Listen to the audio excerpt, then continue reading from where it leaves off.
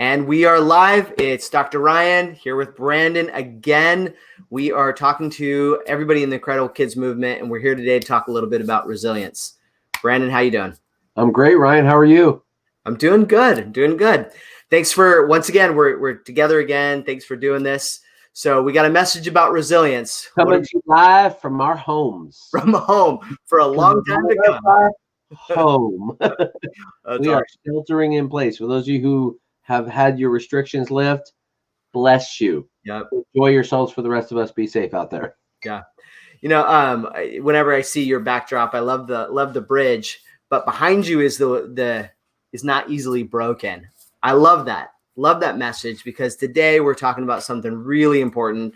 We're talking about resilience, and that resilience for our kids right now, as you're talking about shelter in place. This is such an issue for us.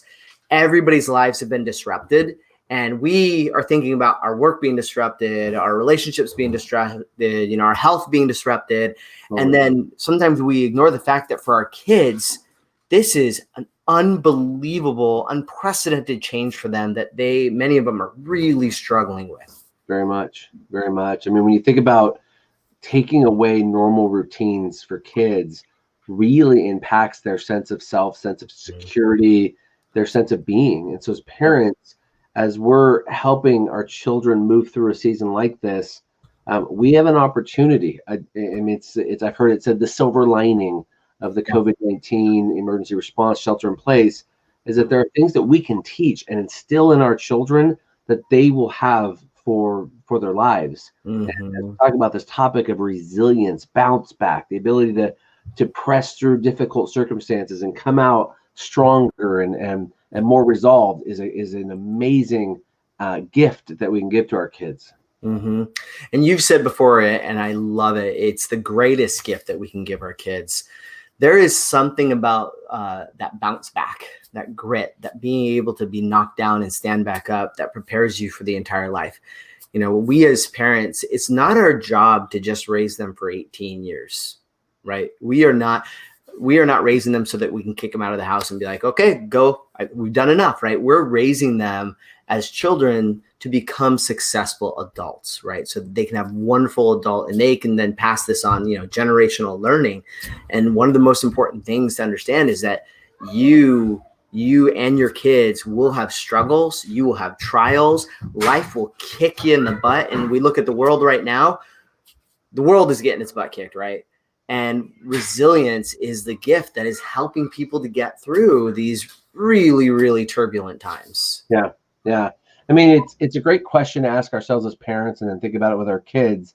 And we can come through a season like this and feel like we've come down, right? We've lost momentum, we've lost steam, and it's really taken us out. And I am not here, and neither are you, Ryan, right, to belittle anyone's very difficult circumstances. I mean, we're going to hear of tragedies, of just challenges that are very serious. A very close friend of mine had a very dear member of his family, his inner circle, pass away from COVID-19. And so that reality, we're going to hear about those things. We're going to teach our children about just the things that are taking place, unprecedented. But in the midst of it, our challenge to ourselves, our challenge to you, to our children is, let's come through stronger. Let's find a way that we win. And that, I think, is a really important mindset that people who are resilient adopt. You're not going to get me down. You're not going to beat me. I'm going to come through. I may come through with some bruises and bumps and scars, but I'm getting through this. And I think it's a powerful gift. I like that you put that point there. It's the greatest gift we give our kids is this gift of resilience. You remind me of something that we're dealing with in our family right now. And it's this conversation my wife and I are having about resilience. Our daughter plays competitive soccer. Now, we don't play soccer on Sundays. Our religious faith, we just choose not to do sports and things on Sundays. And a lot of the games are on Sundays. And so even though competitively she could play at an upper tier, her coaches have put her on a lower tier down because, she can't play in half the games. So might as well take somebody that they can nurture and get better. And one of the conversations we've had in our home is, well, if she's never going to be, if she's never going to make this higher team, if she keeps getting cut, won't that hurt her? You know, do we really want her to have that traumatic experience where she keeps getting cut because of this thing? Or should we just find a different sport where, you know, this won't be an issue? And then the conversation for us always comes back to, you know what? Let's learn to be resilient now when the stakes are really small. It's 11-year-old soccer, so that when the stakes are really, really high, she knows exactly how to deal with disappointment and get back up and try over again. And our big success story was last year. She got cut, you know, like it was kind of unexpected when it happened, but she got cut. And we talked about it with her. And the next day she was out in the backyard practicing at 5 a.m. I hear these little footsteps come, you know, down the stairs. And I'm like, somebody's awake. What's going on? And they hear the back door open. And there's my daughter out in her pajamas practicing soccer because I got cut this time, but they're not going to be able to cut me again. And she spent the next year really, really practicing. Tryouts are coming up soon. So we're hoping that this is the time that, you know, she finally overcomes the barriers that are in her way. But I can't be more proud than when she has that resilience now, you know? That's awesome. Yeah. So this brings to that point. We could have done one of two things with my daughter. We could have treated her like she was weak and fragile, and we can do this now. And that's the debate we have. Like, you know, I don't want her to have this disappointment. She's gonna be hurt, and I can treat her like she's weak and fragile and hold her back from this, or I can give her an opportunity to thrive in this. And one of the ways that we build resilience in our kids is helping them be exposed to these things, but also giving them many, many resources that allow them to get through these. That's right. Yeah, I mean, when you think about the resilience and the courage it takes to stand through difficulty and face your fears and face the failures that life will inevitably give you. You know, there's this place as a parent, you know, with my younger ones, when they get hurt, I have this, you know, pretty common way, you know, some of you maybe heard the term suck it up, buttercup. You know, just, you know, I'm one of those parents that, come on, suck it up. You're fine. You're fine. I lead with that first to see, are you really hurt? Are you really injured? Or did you just bump your, you know, wound your pride? Or did you just, you know, skin your knee? I mean, because part of this resource that we give to our children is we're instilling them a deep sense of knowing who they are and how they face their world. And part of that gift, part of that investment into them is to help them realize I have strengths, i.e., I have power. I am not in the place where I have to succumb to difficulty. I can overcome. I can move past. And even when the going gets tough, we could teach our kids that the tough get going. You know, I'll give you all the trite statements today. They're going to keep going, because I think this resource really builds into them just how they can overcome and move past and see themselves come out on the other side, hopefully stronger, if not tougher. Well, I like that you said stronger, because that is the reality of it. Once you have conquered a trial and come through and realize, you know what, I'm okay, I'm still standing, that gives you the confidence and the power to go to that next trial and be able to face it heads up, right? To be able to say, I can do this. I know because I've done it before. When we talk about resources, I just want to clarify for everyone listening, there's a number of different resources you give. So Brandon named one of them. There are internal resources that children need in order to overcome it.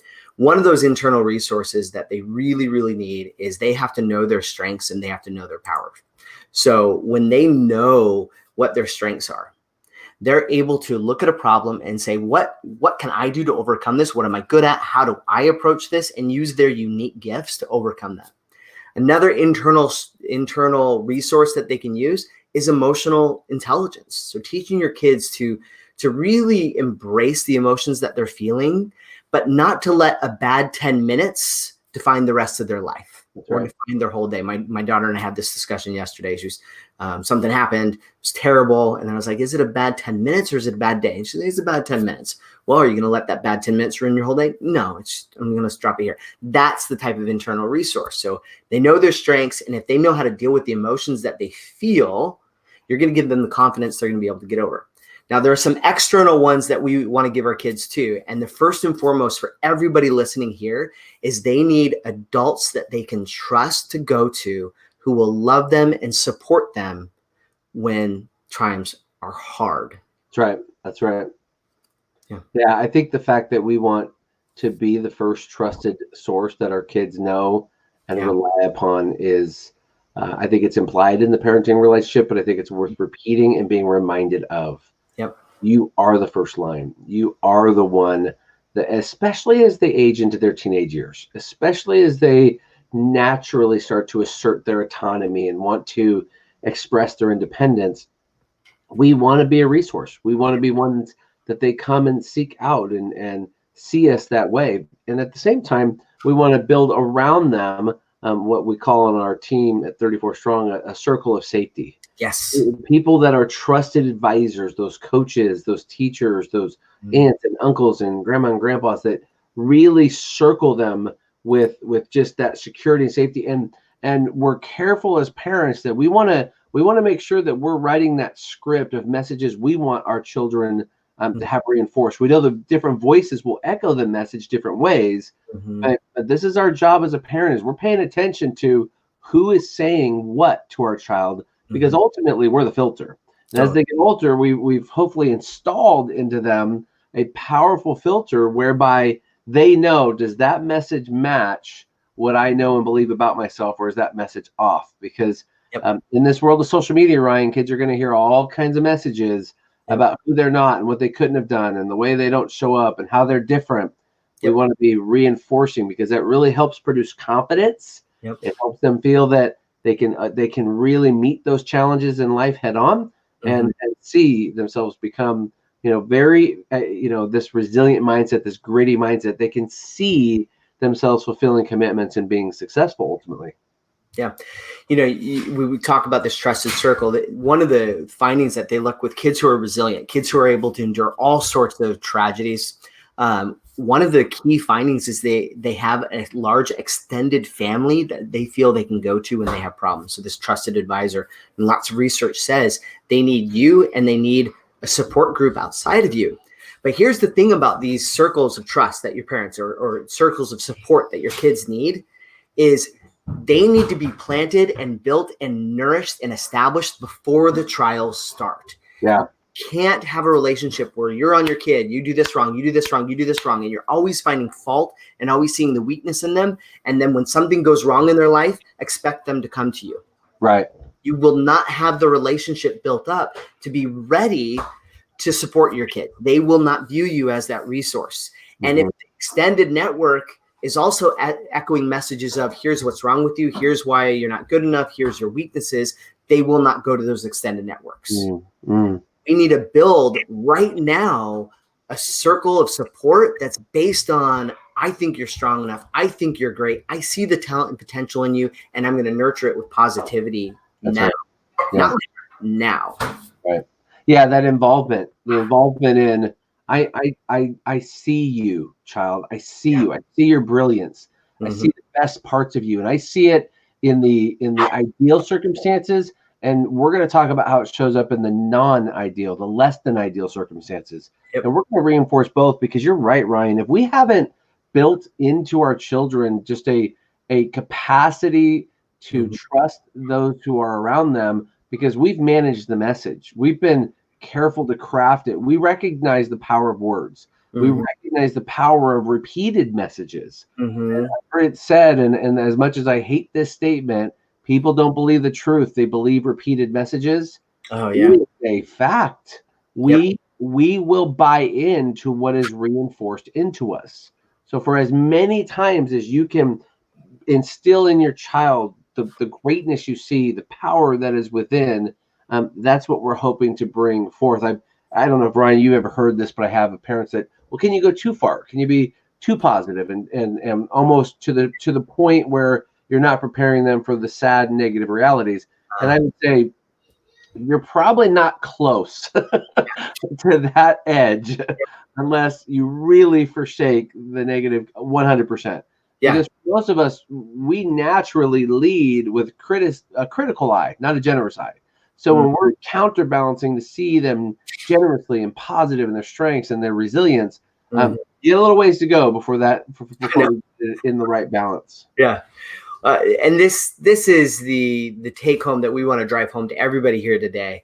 If you haven't talked about with your kids about their strengths, you need to do it today. That's right. do it today, not tomorrow, not when they're struggling. Do it today, and then do it every day after that. They need to know what their power is. They need words. They need vocabulary. Yes. They need to have something they can anchor to. My son Daniel and I last night were talking about, he's an energizer. Yeah. And he's just that kid that's just a go-getter, energizer. I'm going to conquer the world. And he was asking, Dad, what do you see in me? Last night we were talking about strengths. What do you see in me, Dad? What are my strengths? Who am I? And I mean, that's the silver platter, right? Yep. Well, you asked, my boy. And just fill his heart and his mind with, but you're this way, Daniel, and you operate this. He's also just an amazing performer. And as he's sitting at the table, I'm just watching his countenance, just big smile. And I could tell that he's just getting that nice serotonin rush all over his body, just feeling good. And he's just like, that little head shake of like, that's me. And every time you can deposit into that bank, into your kids, you're building into their future self, what they can pull out when times are tough, when they're getting kicked, when they're struggling, when they're in the middle of a pandemic trying to figure out what to do next. Where do I go from here? I have a daughter who is in the beauty industry, Ryan, and they're not essential. She's not working, and she's having to look at life through this filter of, okay, what do I do now? Her and her husband just had their first child, and this is a reality. And what I have noted about my daughter is that I don't hear anxiety, I don't hear worry, I don't hear fear. What I'm hearing is, all right, what am I going to do next? What's my solution? What are my options? Where can I push them? And I'm so appreciative at 27 that is in her, and she's operating that way. Yep. But she didn't get it at 27. She didn't get it because she came to you at 27 years old. Dad, tell me about my strengths. She got it because at 10 years old at the dinner table, you talked to her about her strengths. You talked, here's the power I see in you. Here's how you're going to overcome anything life throws at you. So message of the day, spread it loud and clear every single day. Talk to your kids about the positive things you see in them, about their strength, their power. If you want your kids to be able to overcome anything, then they need to start with their strengths.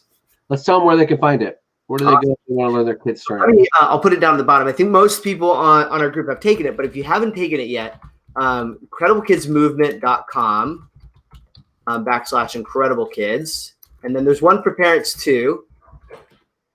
So this is for the kids. I think I spelled that right. incrediblekidsmovement.com, Incredible Kids.